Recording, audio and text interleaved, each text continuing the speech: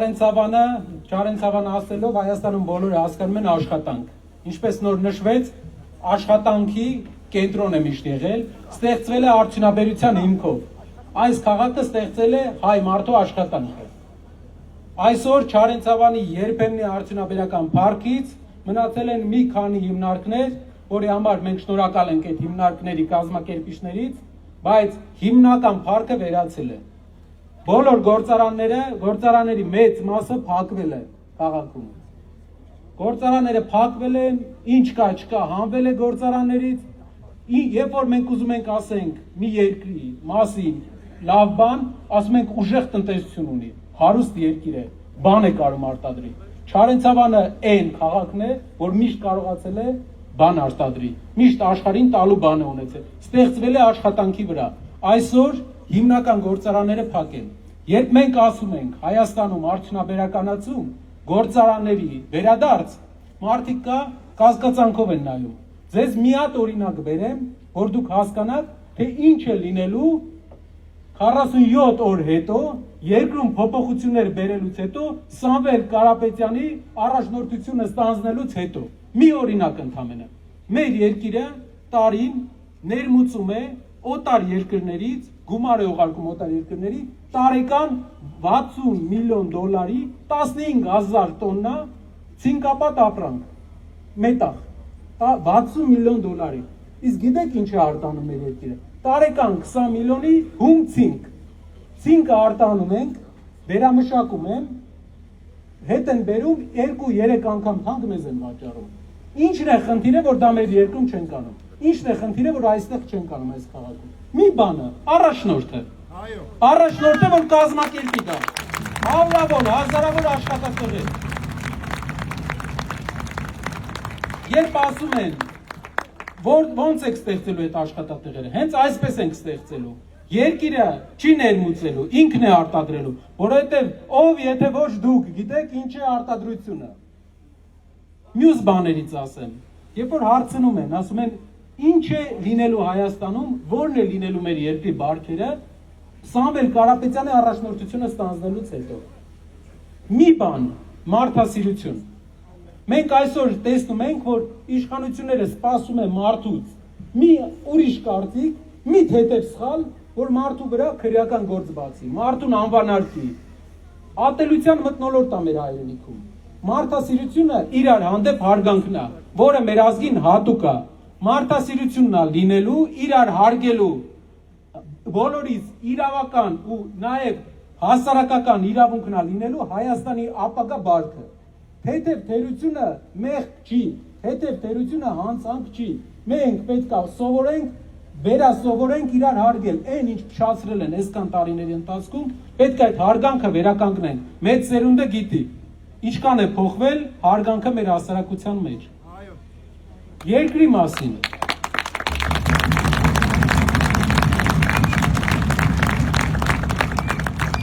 Իշխանությունը ասում է խաղաղություն են բերել եւ շատ մարդկանց բոլորս էլ ուզում են խաղաղություն։ Շատ մարդկանց դա հույս է տալիս։ Եկեք մի հատ բան կարդամ, մի հատ մարդու խոսքեր են, ում այս իշխանությունը համարում է Հայաստանի անվտանգության երաշխավոր։ Կարդում եմ. Ես սա արդեն որոշ ժամանակ առաջ ասել եմ,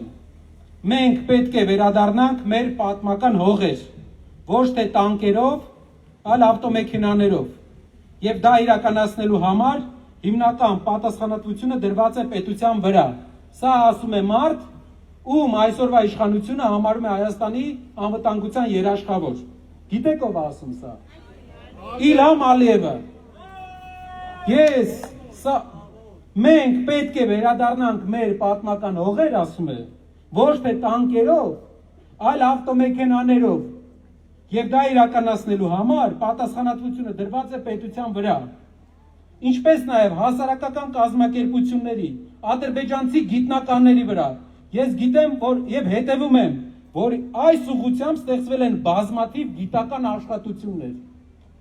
Ղարաբաղում հիմա խաղաղություն է, ժողովուրդ, բայց հայ չկա։ Մեզ ասում են խաղաղություն ու ասում են երաշխավոր այս մարդն է։ Այս մարդը գիտի, որ ինքը խաղաղություն է մեր հետ բերում։ Իրանք գալիս են ոնց համոզենք մեր եղբայրներին, գալիս են այ մարդ, մի հավատացեք, սուտ են ասում, խաբում են, համոզում են ու գան, ինքն է ասում, բան չի եղել, որ ես մարդ ես բեղերով մարդ ասի, ու մենք չտանք, մեր երկրի իմիկվա ղեկավարը չտա, խնդրում եմ, հարգելի հայրենակիցներ, լուրջ վերաբերվենք մեր ընդհանուր հայրենիքին, իրանք գալու են, իրանք հրահրելու են բախումներ, ու դա հիմք է լինելու, որ իրանք մտնեն մեր երկիր, ներքին կյանք,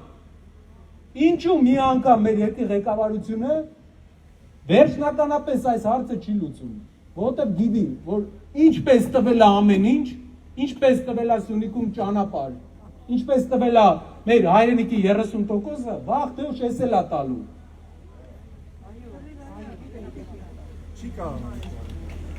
Դրա համար հույսը մենակ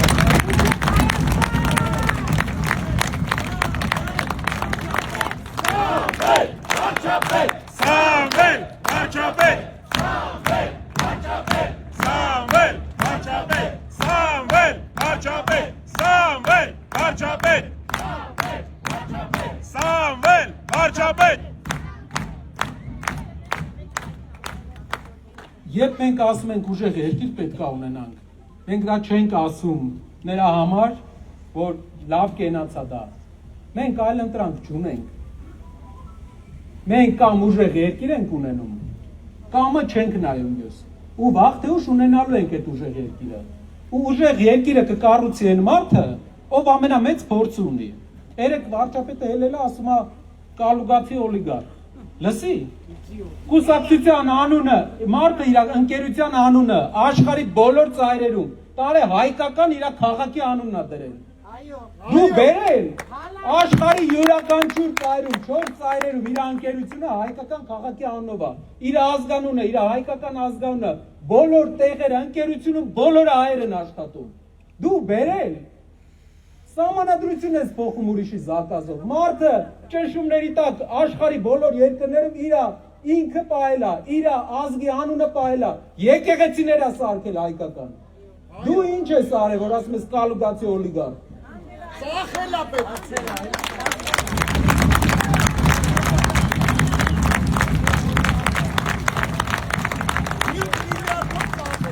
Սիրելի հայրենակիցներ, գիտեմ, որ Չարենցավանը աշխատող ու աշխատանքի միտված քաղաք է, մենք պրոյեկտներ ենք անելու ու ամեն տարի տարբերությունը տեսնելու եք դուք, տեսնելու եք ու դա է բերելու հարստություն մեր երկրին, ձեր արտադրանքը հզորացնելու է Հայաստանը, ու սա բոլորս անելու ենք, բոլորս իրար հետ, շնորհակալ եմ։